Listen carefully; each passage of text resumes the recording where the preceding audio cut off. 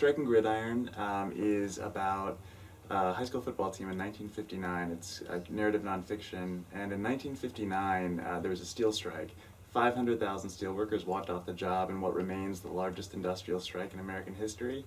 Against that backdrop, in the mill town of Braddock, Pennsylvania, a high school football team set out for the national record for consecutive games without a loss. Oh God, it landed in my lap really, and it was just too good of a story to pass up.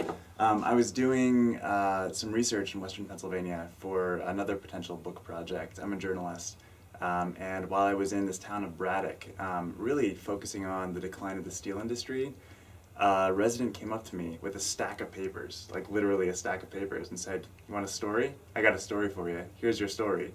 Dropped it in my lap and said, "Write about that." Then followed up the next day to make sure that I read through his stack of papers. And it was about this amazing team coached by this amazing guy named Chuck Klossing, who would go on to be in the College Football Hall of Fame and have this incredible career. But it was just too good of a story to pass up, and that's what started it all. It always is, right? I don't think there's like an easy road to publication, but I think that I could have had a bumpier road, I think. I think the story was so good.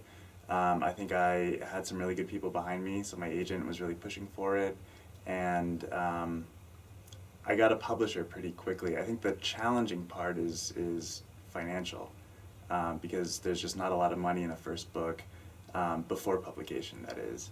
So I think the time investment and trying to do that in a way that's sustainable, that's very challenging. And so that's where I found the challenge. I'm working on one right now. So the next one is going to be about bionic exoskeletons, which are machines that enable paraplegics to stand up and walk around. And there's other applications as well that are a little bit more sinister, which is the army and stuff like that. So, yeah.